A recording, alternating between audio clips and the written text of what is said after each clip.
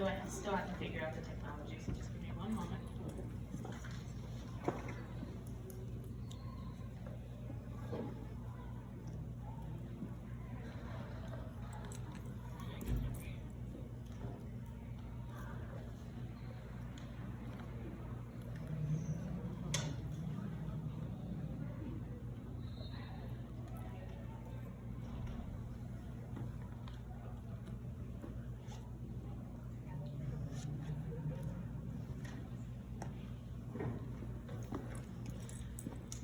Thank you, board members, members of the community.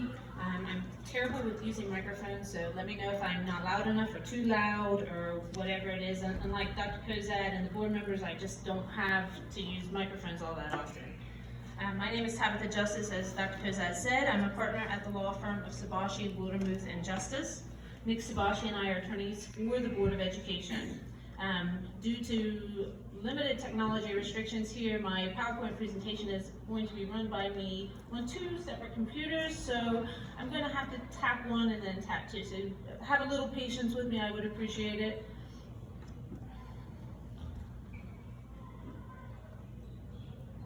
So some of you may know me these days by a more colorful name. So I thought I would bring my friend here to add a little lightness to our conversation this evening.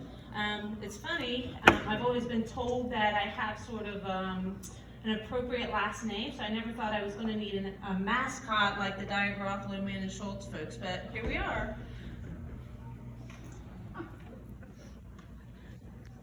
So for those who care, this is also me. I'm a U.S. Army veteran, 40 under 40 winner, winner of several community service awards, etc., etc.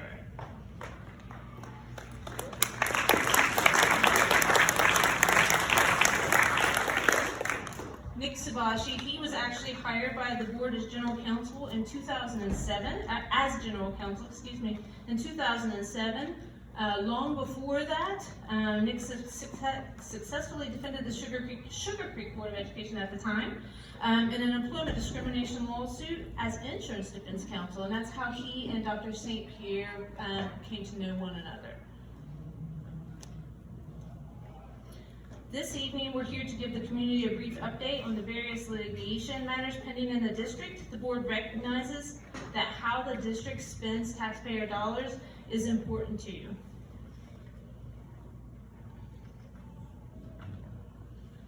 Unfortunately, litigation is not an optional expense that the board can just cut easily, especially when you get sued rather than actually filing a lawsuit. When the board or one of its employees gets sued, the board is obligated to and required by law to defend itself and its employees. And while we do not usually give presentations such as this, an avalanche of litigation in this particular community is very unusual. The school district, since we've been representing them over the last 12 years, has seen very little litigation. And it is important, from my perspective, that the Board of Education have an opportunity to respond to one-sided and misleading publicity that has been generated by other individuals. In fact, today someone posted from Rule 3.6 of the Rules of Professional Conduct. So I'm going to actually begin my presentation addressing that rule. And of course, when you know it, I get a sniffly nose, right, when I have to present in front of a group of the public. So, Rule 3.6 addresses trial publicity.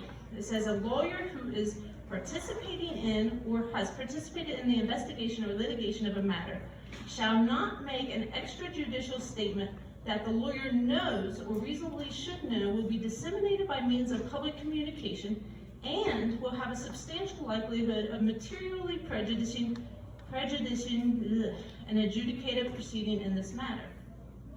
However, the rule specifically provides that it does not include information that is contained in a public record.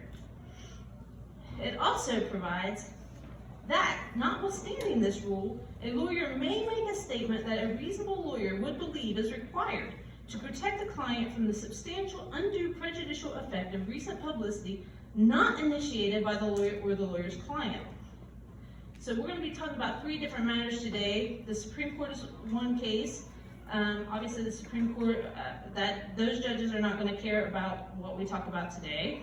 The OEC, or the Office of Election Commission, is another, or excuse me, the Ohio Elections Commission is another place that we're going to be talking about today. It's already said on public record that it doesn't care about publicity. And again, all of the information today that I will present is in the public record. Anyone can pull up the trial pleadings and read anything that I'm saying today. In fact, I brought a number of those pleadings with me today if anyone would like copies of them.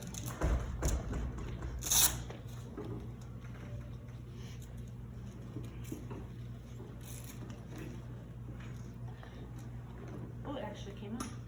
So,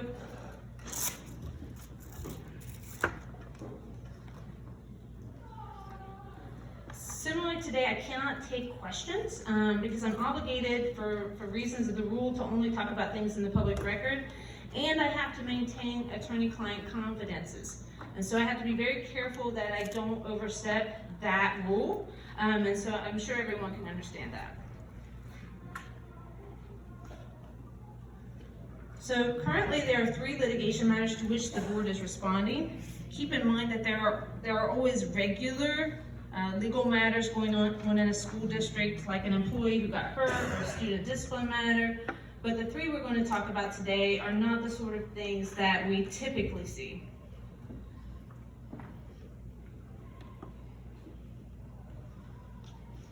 The first case that we are going to talk about is the Betts records request you've all seen in the newspaper. On August 4, 2019, 24-year-old Connor Betts killed 9 people in the Oregon district. He was a former student of Brook, and the public clamored for information about him. As you can see, that's just the very beginning of a Google search that we did. And so you can imagine there's hundreds of articles already that address this kid. And so if fame was his goal, he got it.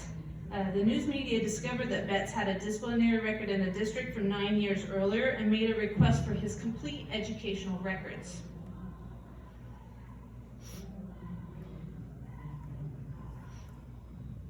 The law requires school districts to keep student records confidential.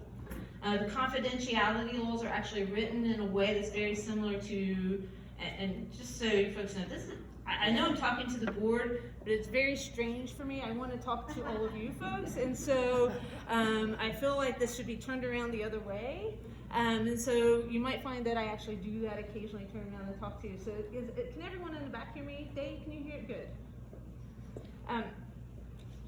So the confidentiality laws are written very strictly. They're very much similar to HIPAA obligations for medical practitioners.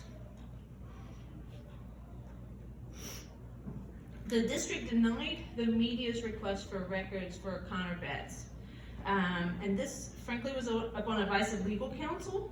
The news media filed a lawsuit to get the records, arguing that student records are no longer confidential when the student dies. As we've stated to the court and the local press, the Board of Education is not opposed to giving over this particular student's records if the law allows for the board to do that. As the board has advised the courts, the district is confident that it took appropriate action 9 years ago. It's confident that it acted at all times in accordance with the safety and security of its students. And in fact, by not turning over the records, the district has actually put itself at a disadvantage because it can't respond to certain allegations that have been put in the public record that we know aren't true. But we're stuck because these are confidential records and we have to maintain that confidentiality.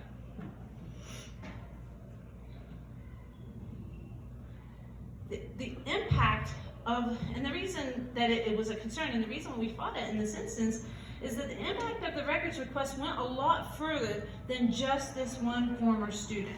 If the board had to turn over Betts' records, it would have to turn over the records of all deceased students, regardless of the impact on their parents, their spouses, or their children. On Monday of this week, an 18-year-old Miami Valley CTC student was shot and killed. In 2017, 6 kids committed suicide in Perry Township. Just 1 month after the Betts incident, one of the districts we represent, not Brook, received a request from a TV station for the complete education file of a special needs girl who actually killed herself. This was not the parents making the request for this information.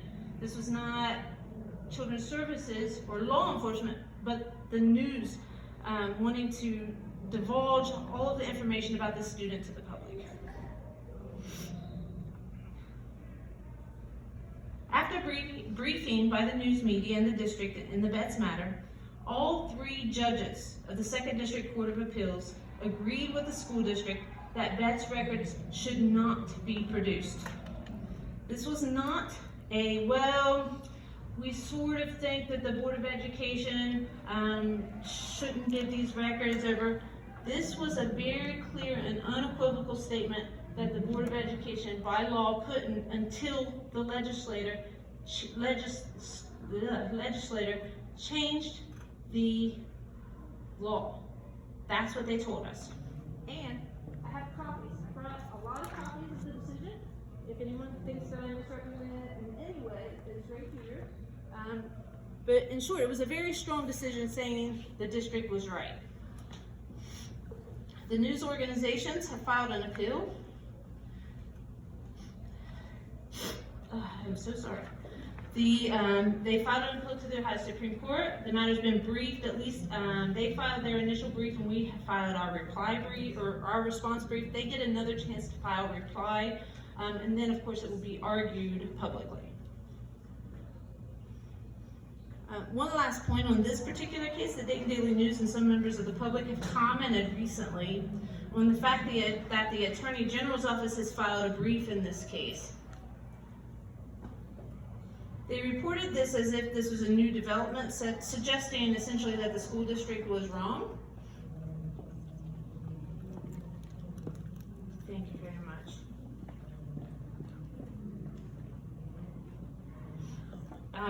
But the AG's office has already filed a brief in the original court case. The court actually considered the AG's arguments and still found in favor of the school district.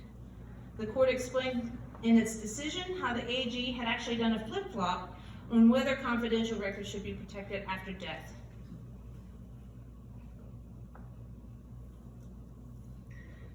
The second case that we're going to talk about is Stafford versus Citizens of Brook. On September 11, 2019, a local resident named John Stafford filed a complaint with the Ohio Elections Commission. The complaint was against the treasurer of the Political Action Committee, or PAC, that supported the district's efforts to pass a levy in May of 2019. He also named the district superintendent, Dr. Kozad, in his complaint. And that ultimately is why we ended up having to defend it. The complaint alleges that the PAC failed to report in-kind contributions to the Elections Commission as required by Ohio law. Every count in the complaint accuses the Board of Education and its employees of using public funds to support the PAC. Stafford specifically refers in his complaint to a similar complaint that had been filed against him in the Election Commission by local citizens. He suggests in his filing that the complaint against him is part of the basis of his complaint against the school district. The allegations in that complaint, we summarize them up here. Now, to be fair to myself, my PowerPoint actually has these numbered correctly, if anyone wants to see. So on this district's version, though, they're not numbered correctly. But essentially he alleges that the PAC used the district's bulk mail permit for sending mail. He alleges that the board sent 2 postcards regarding the levy. He alleges that the board sent a newsletter with information about the levy. He alleges that the PAC used district facilities for campaign activities, and that employees worked on PAC matters during school hours, and that district employees use district email to conduct PAC activities.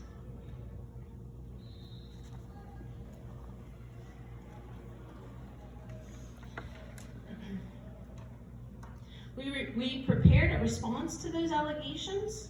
And I've brought copies of our response if anyone would like a copy of that response. Ohio law actually puts school boards and their administrators in a difficult position. As you folks all know, it requires them to go to the public to ask for levy funds, but another law places limitations on what a school board can actually say in regards to their request for levy funds. Because of this odd feature of the law, it's sometimes hard to balance what is permitted to be done and what is not permitted to be done.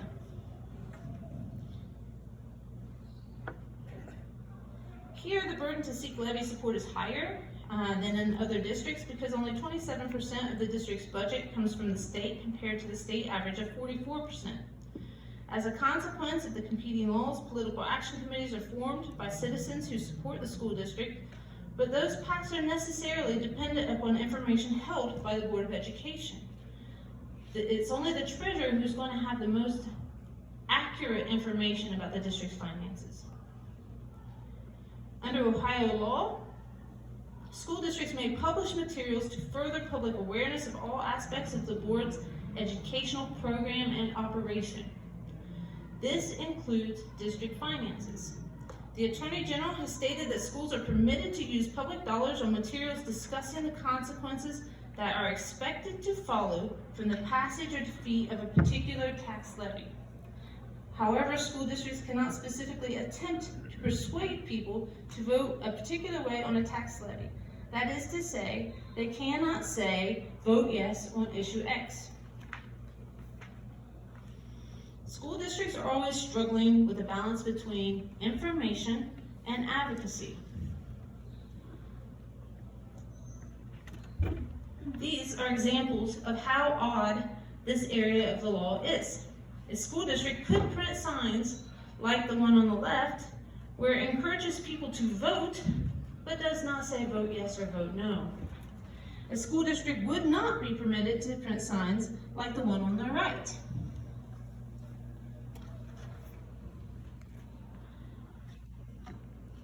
Returning to the litigation at hand in the Ohio Elections Commission, first we have to keep in mind that it is a complaint to the Ohio Elections Commission, which is concerned about reporting in-kind contributions.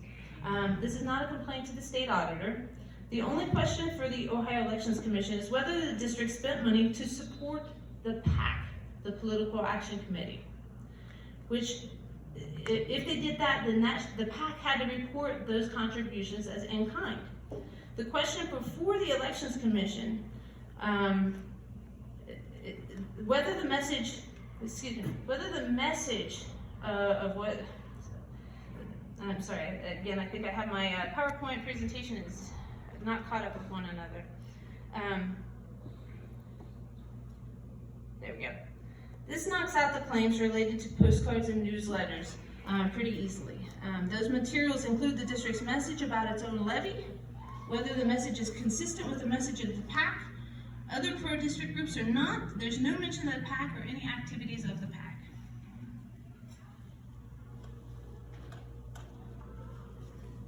So then let's go to the very first allegation. Stafford alleged that the PAC used the district's bulk mail permit for sending mail. This allegation is false. The board's bulk mailing permit is permit number 620. You will not find the Board of Education's bulk mailing permit number on a single PAC mailing.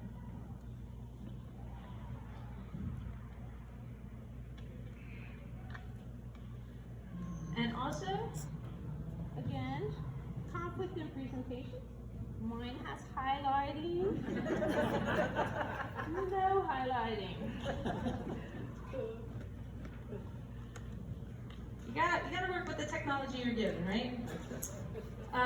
So the next allegation is that the PAC used district facilities for campaign activities. On January 31, 2019, the PAC did in fact use a conference room within a board building, the St. Pierre Education Center, to conduct an organizational meeting. This was the only meeting of the PAC on board premises. it lasted no more than 1.5 hours. Board policy specifically provides for the use of district premises to citizen groups with prior permission. Girl Scouts, church groups, club teams, etc. Ohio law does not actually detail how the use of facilities should be reported. They don't give you any details about reporting the use of corporate property. The Federal Election Commission regulations, however, establish specifically a 4-hour per month safe harbor for the use of corporate facilities by corporate employees for their individual volunteer activities in connection with an election. If the employee uses the facility for less than 4 hours per month, it does not need to be reported, even if the cost of even if it increases the overhead cost of that entity. Here, the conference room was used well less than 4 hours, but more importantly, the building was open anyway. So there was no cost to the district whatsoever for the PAC committee members to walk in there, sit down, talk for an hour and a half, and then leave. In short, there was no in-kind contribution to report.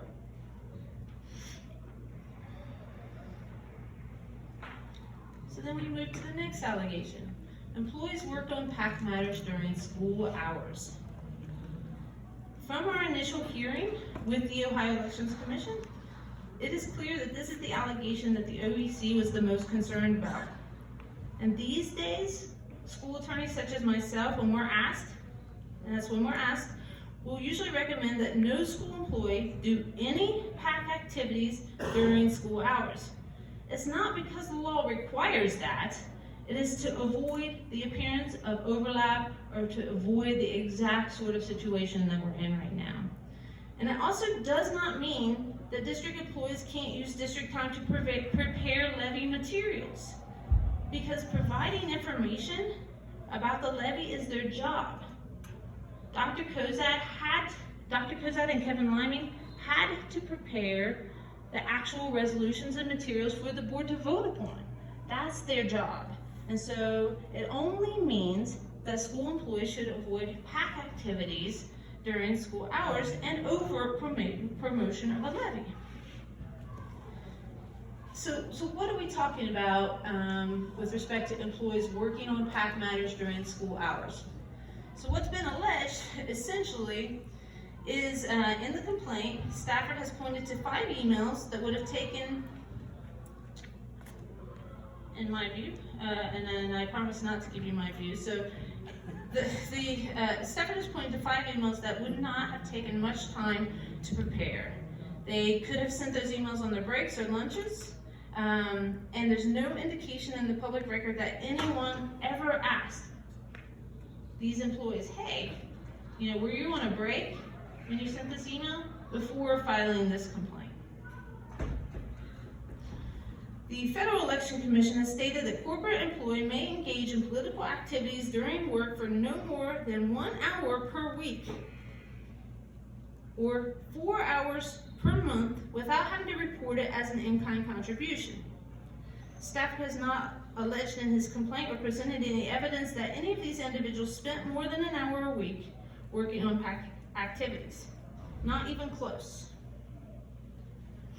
The other problem that we put in our response, again, we have copies of the response up here, is that these employees are all exempt employees. That means they do not have set hours. By law, they do not have set hours. If Kevin Liming comes to work for 5 hours a day, because he has to go pick up his kids, and I'm just making that up because I don't even know if you have any kids, just saying. But if he has to do that, he's allowed to do that because he does not clock in and out. He is an exempt employee. These employees all perform work on behalf of the school district that requires irregular hours. We all know that. They attend school functions after hours. Coaches over there. They respond to emergencies. They check for snow on the roads at 4 in the morning. They come to these never-ending board meetings. These are just some examples of things that they do after 8 to 3. Exempt employees are required to get a certain amount of work done regardless of whether or not they get it done during school hours. If they have to come in on Saturday, they come in on Saturday. They do not keep track of their hours, and they do not get overtime.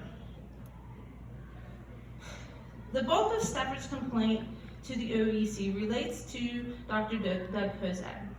The 2018 and 2019 The 2018-2019 school year was Dr. Kozak's first year as superintendent. Dr. Kozak learned that the district faced an imminent financial crisis only months after he was hired. When the board decided to place a levy on the ballot, Dr. Kozak was responsible for navigating those circumstances. He relied heavily upon the past practice of the district.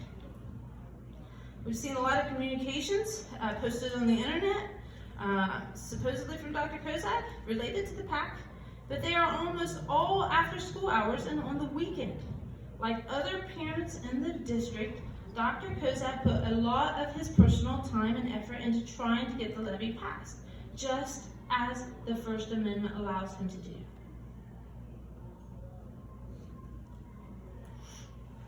The final allegation, and I like this one, the district employees use district email to conduct PAC activities.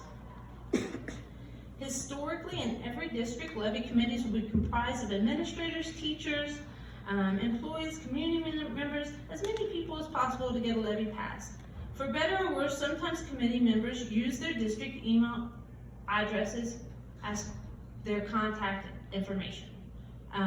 It's not the best practice because then someone might argue they were just using district resources for the levy. And then we end up here. So what resources are we actually talking about?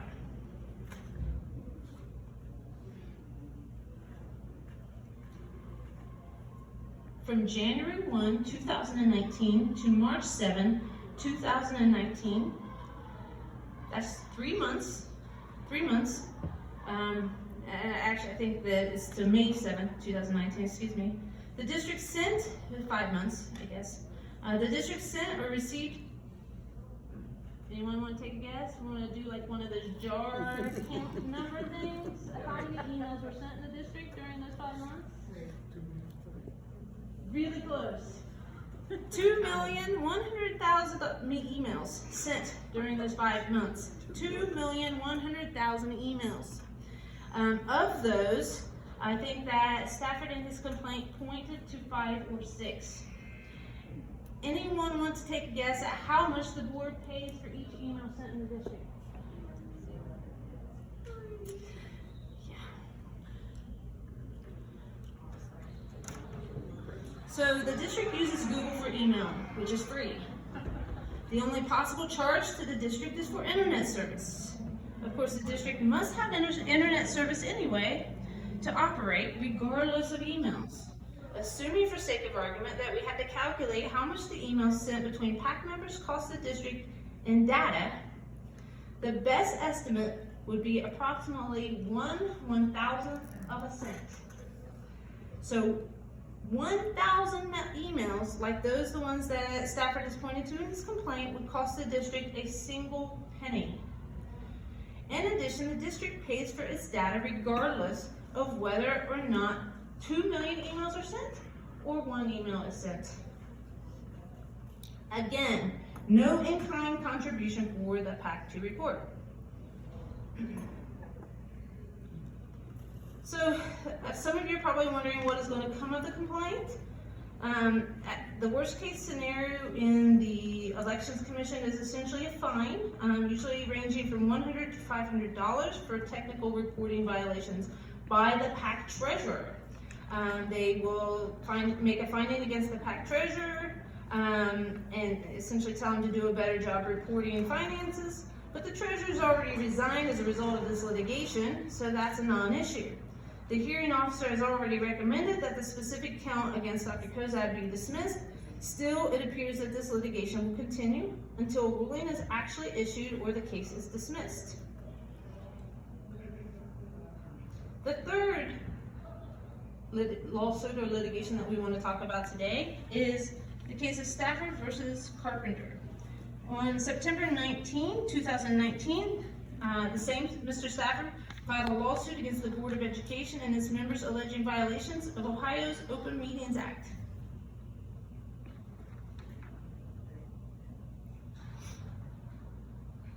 The purpose of the Open Meetings Act is to ensure that board discussions about most things that the Board of Education will vote about will be discussed in public.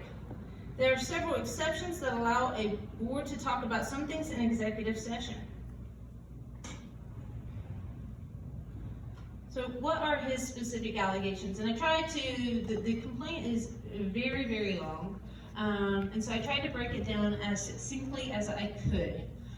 Essentially, he alleges that board members conducted secret meetings to discuss how to respond to public criticism related to the levy, and that board members improperly went into executive session on these dates.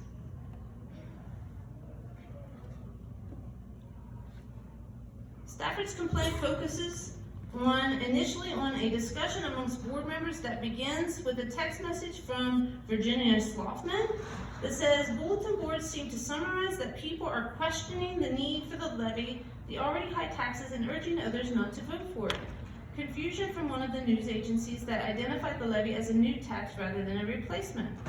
She does not attack anyone or express any opinion. She simply provides information about what she has seen to her fellow board members.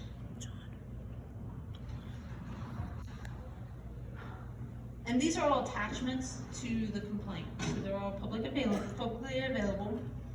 The next email he talks about is, you can actually see that the board members are actually gathering information so that they can best respond to questions from the public about the levy.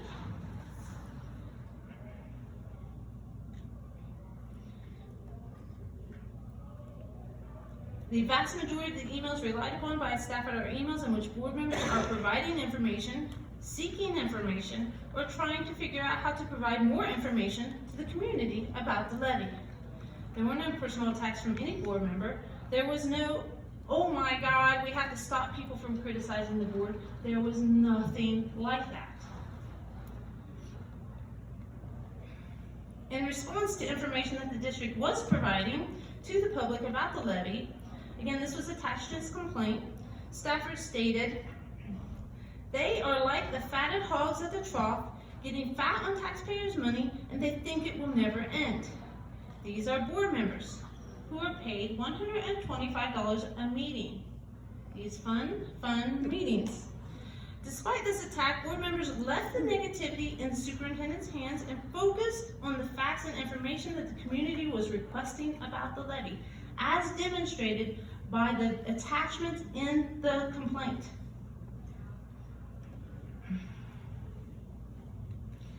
An email attached to his complaint, this is another email attached to his complaint showing efforts by board members to respond to community member questions.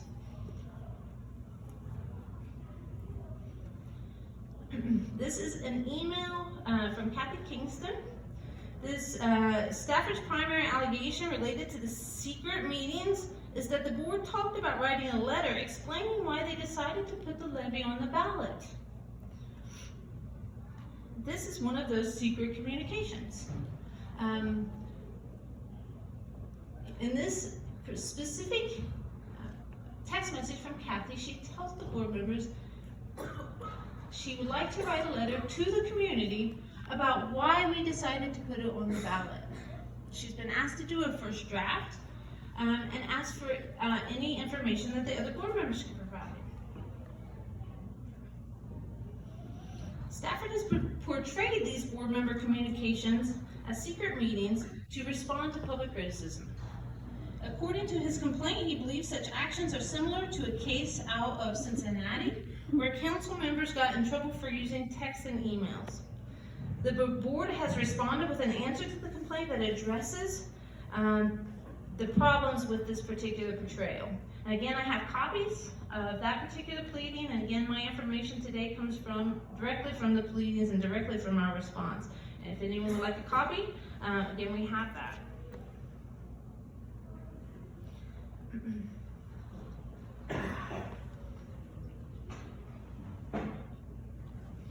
Courts courts have concluded that information gathering by a Board of Education does not need to occur in a public meeting. Every question they might have from the treasurer or the superintendent does not have to happen in a public meeting. Courts have concluded that board members are permitted to provide information to the public about levies. Here it is very clear that the board member communications were directed to responding to misinformation about the district's need for a levy. The postcards sent by the Board of Education do not address criticism or criticize Stafford or anyone else. They provide information. In addition, the board had already voted to place the levy on the ballot. Any decision-making had already taken place. Open meetings laws require discussions leading up to a vote to occur in public. In his complaint, Stafford tries to say that the board later voted to ratify the information that was placed in their postcards. Again, he analogizes this case to the Cincinnati council member case, where the council members voted to ratify a public statement that they made. Except that this never happened in Brook. There's no vote whatsoever ever took place from any of the text messages or emails that he attached to his complaint. Therefore, there would be nothing for the court to invalidate under an Open Meetings Act lawsuit.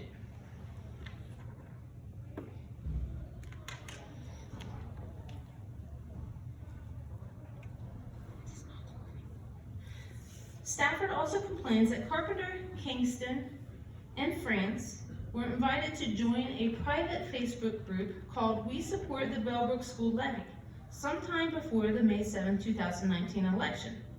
He claims that this was a quorum of board members and it should have been required to follow the Open Meetings Act.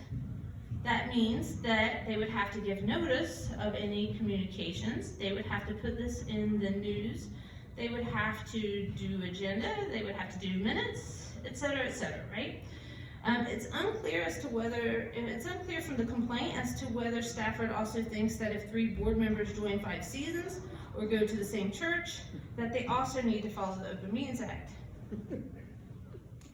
No court has ever concluded that liking or following a Facebook group consisting of more than 70 private citizens is a meeting of the Board of Education that must follow the requirements of the Open Meetings Act.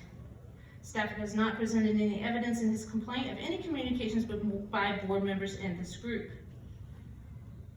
He has not demonstrated that 3 board members communicated or even read comments or posts in this group. For all we know from his complaint, a board member could have clicked accept invitation and never even looked at the page or looked at it only once. Certainly, there's no evidence presented in the complaint that a quorum of board members was having discussions in the group about things upon which they would later be called upon to vote.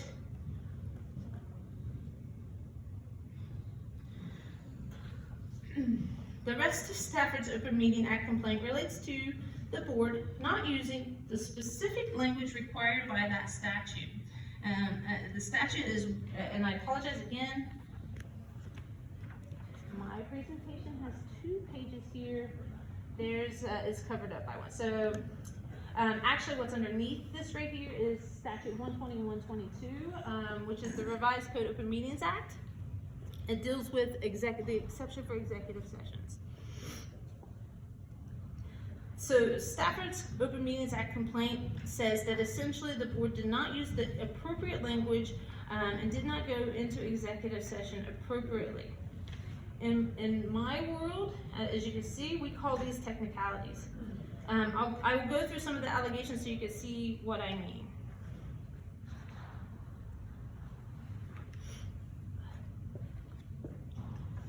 On this disc is the law in Ohio interpreting the executive session exception. I was going to print it and bring it in, and when you see this here, I was going to print it and bring it in, and so you folks could understand just how difficult the executive session exception is to interpret, even for attorneys and courts. But when I got it downloaded, it was 5,031 pages. I'm not carrying that in here. I'm not aware of any attorney who has a 100% track record on interpreting the statute. Judges regularly disagree and get overturned on appeal. Robin, another attorney from the area, she can attest to that. The executive session statute has a lot of case law. Yet somehow we expect as a community for board members, most of them who usually have no legal experience whatsoever, they're supposed to get this right every time. We as attorneys can't get it right every time, but these guys are supposed to.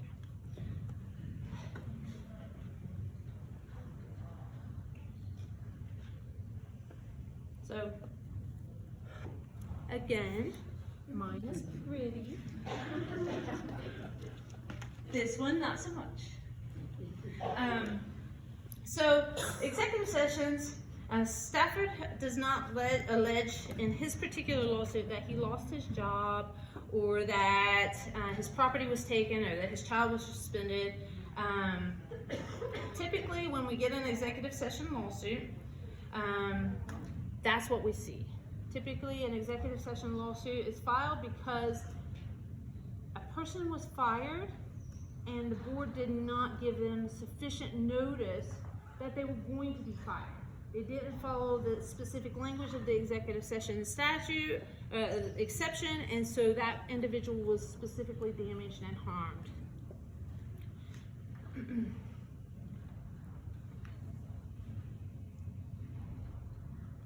And so Stafford, in his first allegation regarding the executive session, he alleges that the board improperly went into executive session to discuss superintendent's goals.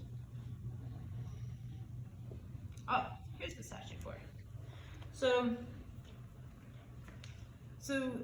The statute provides that a board of education, may go into executive session to consider the appointment, employment, dismissal, discipline, promotion, demotion, or compensation of a public employee or official, or the investigation of charges or complaints against a public employee.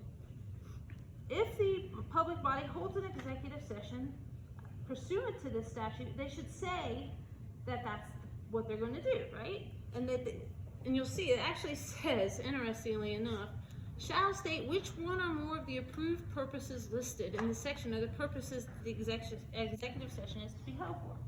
Of course, what we litigate constantly as attorneys is what does employment, dismissal, discipline, all of these words, what does that actually mean, and do these actual specific words need to be in the notice that the Board of Education gives? And you'll note that it specifically says that the board does not need to include the name of the employee that they're actually considering action against or for or whatever. So they don't even have to include the name, they just have to use employment, dismissal, discipline, promotion, demotion, or compensation. So now what boards of education do, contrary to the way it used to be done, is they say exactly those words, and they use just exactly those words. And as you can see, when the board went into executive session to discuss superintendent's goals, even though it might fall under this other language, superintendent's goals was not used. And so Mr. Stafford alleges that that was a violation of the statute. And so what we did in response in our answer is we said, that's fine, Judge, that's okay. In the future, we will use the specific language from the statute. You're right, superintendent's goals is not the specific language of the statute. And so we said, fine, going forward, we'll do that. You know why? There's really no reason for the Board of Education to litigate over that issue, right? They're happy to just use the specific language out of the statute. And so that's what the Open Meetings Act actually allows for, right? It allows for the court to tell the Board of Education, do it this way, follow this rule. That's what the statute says.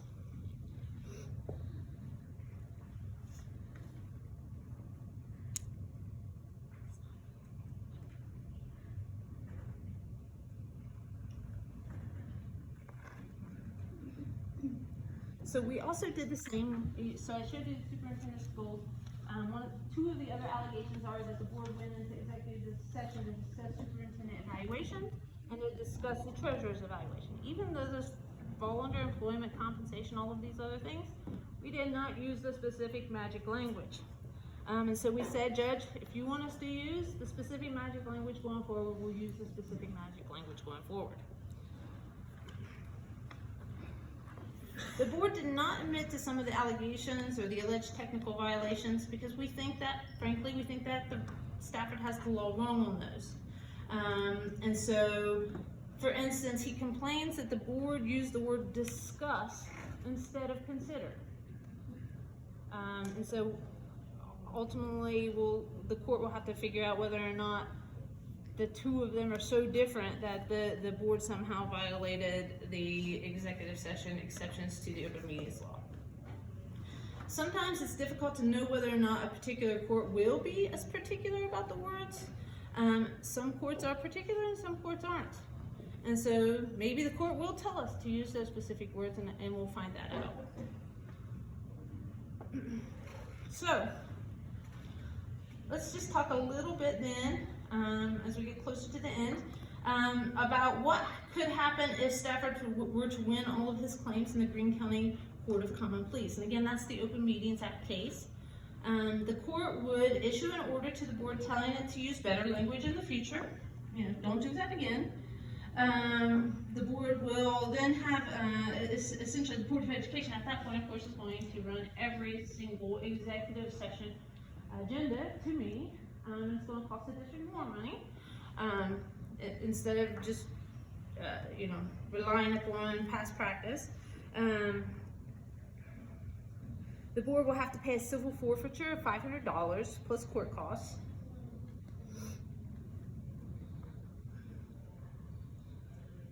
In addition, and this is really what I was saying earlier about with respect to employment actions, this is actually what the Open Meetings Act, the big thing that happens in the Open Meetings Act case is if they find in Stafford's favor, it actually invalidates any action that the board took as a consequence of the adverse or the improper executive sessions.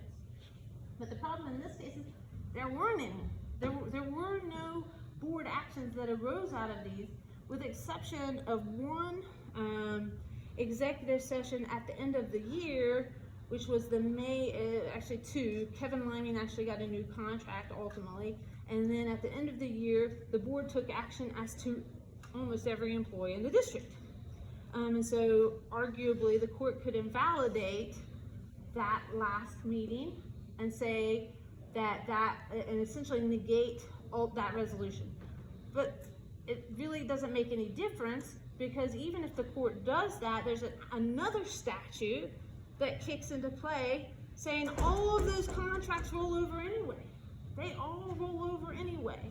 Kevin gets another contract, the other administrators get another contract, the teachers get another contract. They roll over by virtue of a statute. So even if those sessions are invalidated, it doesn't actually have an impact on the school district. Now, so again, Stafford could actually try to say that his goal was to get those employment contracts invalidated, but it doesn't work that way. So, what is the only other possible remedy? Well, probably wondering why 5 is empty, I imagine. I'm pushing the button, I promise. So, the only other possible remedy is that the board could have to pay Stafford's attorney fees. He's already stated publicly that he has over $100,000 in attorney fees. He has stated publicly that he anticipates that the Board of Education has spent over $100,000 in attorney fees. In the Election Commission matter, Stafford has subpoenaed the Board of Education to do yet another search of its records for emails related to more than 4 dozen people. He's threatened to take the depositions of at least 12 people, including me, and he's going to post them on the internet. Long story short, given what we've seen so far, we do not anticipate that this litigation is going to end anytime soon, and I anticipate that I'll probably be back here in a bit to just give you an update again. And so, I appreciate everyone's time and patience. And listening to me despite the technical glitches and whatnot. Thank you very much.